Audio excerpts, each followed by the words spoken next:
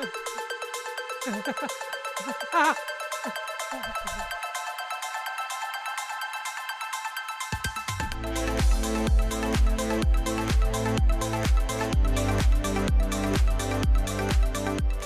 right, guys, so here's the situation. My neighbor, who will go unnamed, he is a subscriber of the channel. He's a very, very cool dude. I've lived next to him for 2 years. He was having a garage sale, and I was like, hey, do you have any Pokemon cards? And he goes, yeah, you know what? I have an uncle that lives in Japan, and he's like all up into Pokemon, and he sent me a bunch of stuff. And I was like, oh, for real? Like, can I see it? He pulled out one of the craziest little mini collections I've ever seen. And we're going to look at it right now. All right, guys, so I took this out of the binder just so we could kind of take a look at them. And it is, my current setup is a little bit too small, and I would be knocking everything over. So I just took them out of the binder. I wanted to be as careful as possible. And you can see right off the bat, like, there is some major fuego happening here. I know that the binder looks a little bit dirty. They are sleeved in there, so that is good. We're going to pull out some of these just to take a look. These cards are straight out of the pack, guys. It's actually crazy. They've just been sitting in a binder for 20 years, you know, so it's just natural. These are all shadowless, so these fall between first edition base and unlimited. So this is when they were converting over, and as you can see, right, let's just take this guy out. I know this is what you guys are here for, and I'm not going to make you guys wait until the end to see it. So let's just take this card out real quick. Like, whoa. And as you can see, I'm going to be very, very gentle with it. This card is literally perfect. I know this is what you're here for. I wouldn't make you wait for it. Well, the front of it is. The back of it does have some chipping. I will say that. I did kind of look over these briefly, but I wanted to kind of experience them together. This is how some of these cards could come out. And obviously, as a kid, you're going to be, you know, you're going to be pulling these in and out. I mean, if you hit something like this out of a pack, you're literally ecstatic. Even back then, these were expensive as far as, you know, their standards were at the time in terms of value. But like now, something like this, I mean, you guys already know, something like this in a PSA 8, PSA 9, multiple thousands of dollars. In the single variety, like just loose like this, I would probably value this card in the $500 realm. There are a few scratches. The back is, like I said, a little bit nicked up. But just to be conservative and fair, maybe, you know, $400 or $500.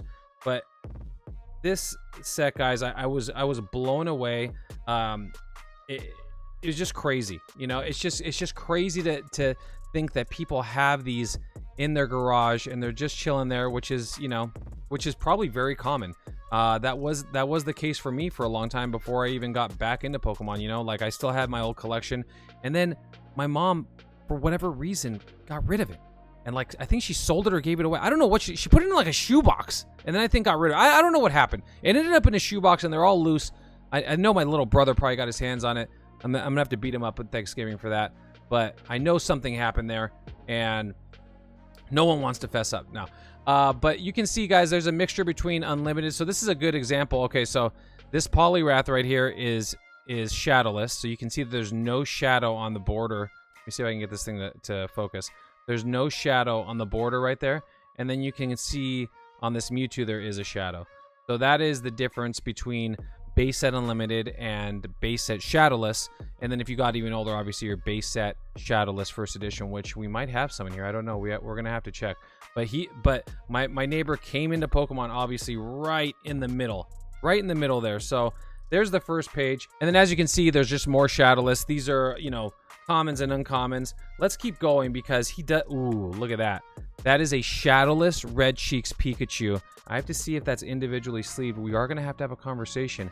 I'm very good friends with my neighbor. Our little girls have play dates, and we're going to have to talk about his card maintenance. So moving on, let's get through all these trainers and energy. Boom.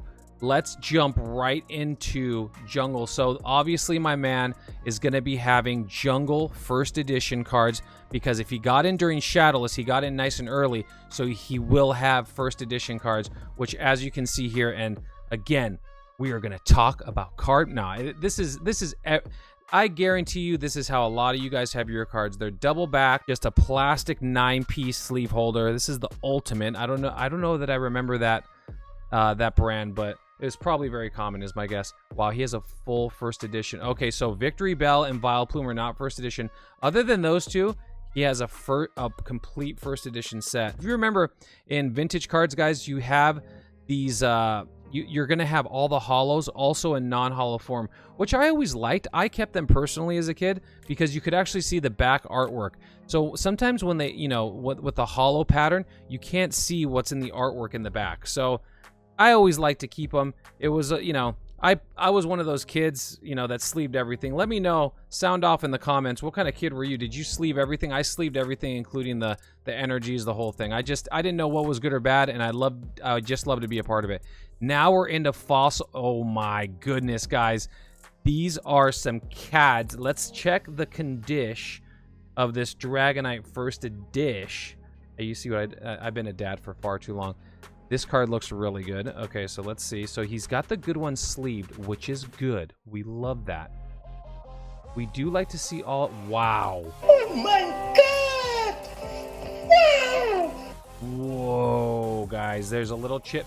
You can tell that our man took care of these cards. He went straight from pack to sleeve, which is what you love to see 25 years later. You love to see that. So the guys like my neighbor are the ones that are keeping the vintage game alive, where you can somehow, some way find a collection like this, and maybe there's a 10 in there. You know, you have to go, if you grade for a living, kind of like I do, you have to go through so many cards just to spike that 10, hopefully, possibly, and you do it by finding them in collections like this. So a little bit of chipping down there, that's still okay. As far as binder pieces go, I mean, these are just beauties. Will I make an offer to my neighbor on these cards? Oh yes, we will. And if you're watching right now, either way, no hard feelings. I care about you, bro, and you're a great neighbor, and that's all that I can ask for. So no matter what happens, we will still be friends, and our daughters can still play. All right. Yeah, just going on. He's still keeping the other first editions, non-halls. I mean, this guy, you know, this guy knows what's up. We love to see this. This is, like I said, remember what I was talking about with like the hollow pattern? The Dragonite non-hollow, I mean, it just pops, right? That's because it's not all hollow foiled, you know? You can see the background. He's in some kind of little tropical something, I don't know. Some little Fruit of the Loom commercial, tropical purple ground. I don't know what this is, but we love to see it. And Haunter still looks the same. Haunter still looks the same. These are so cool. I love this. And then you have randomly an Electrode first edition from Jungle. We might have to have him join his comrades. There's just more there from Jungle. That is freaking gorgeous. So you think it's over with the American side of things. Oh no. Our boy is definitely going to have Japanese. These are kind of in this loose fitting folder. This is a Neo folder if I'm not mistaken, but they're supposed to be holding the, you know, the sleeves in, but they're not, so they're kind of loose. So let's just kind of go. These I have not even looked through, so we're just going to kind of go through together. There's that Persian that's really hard to get from Jim in a PSA 10.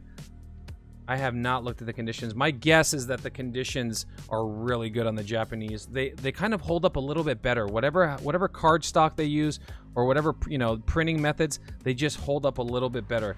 And I'm not going to take this on camera out of the sleeve. That is not in a smaller sleeve, but man, that card is just freaking beautiful, guys. Look at that. Sabrina's Gengar.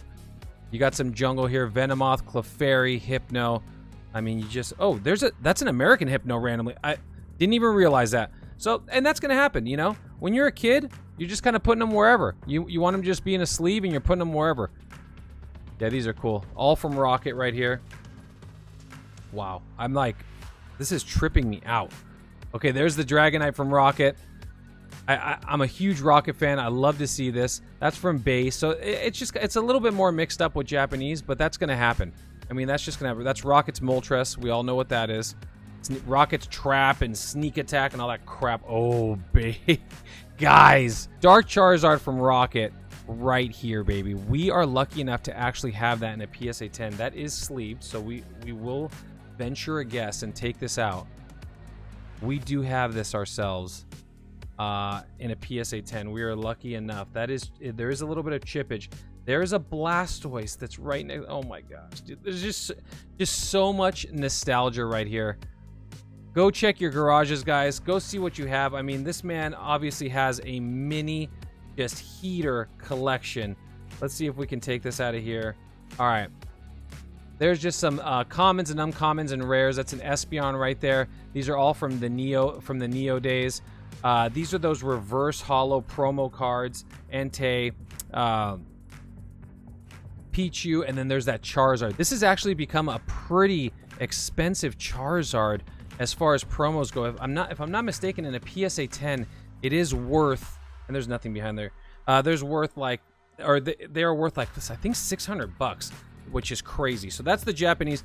You never know what you guys can have just sitting in your garage, guys. And then just to top it off, just as a little topper, where'd they go?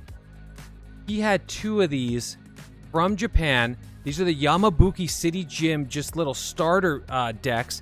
If I'm not mistaken, these come with a Japanese Sabrina and a Japanese Alakazam. And I will confirm, I'll put something on the screen there. Definitely not going to open these up. Okay, there we go. Yeah, it does show it on the back. Hello. Man, you know, you just, it's random what you remember. There's the Sabrina that it comes with. Alakazam, if you're fans of like Gengar and Haunter, you're gonna have those 2 in here. It's just so cool. I already I kind of talked to him briefly about these. He was kind enough to let us open up one on the channel. I said they're worth more sealed, and I didn't feel right about opening them up. Maybe on a future day. All right, guys, that's gonna be it for me. Pro tip of the day: go check your garages. You never know what kind of treasure you're gonna have in there. Sometimes you could have thousands of dollars worth of Pokemon cards you just had no idea about. That's going to be it for us, guys. I hope you enjoyed today. And if you did, hit all the buttons. You know what to do. On our way to 50K. I'm out of here. That's it. I'll see you guys in the next live or the next episode. Peace.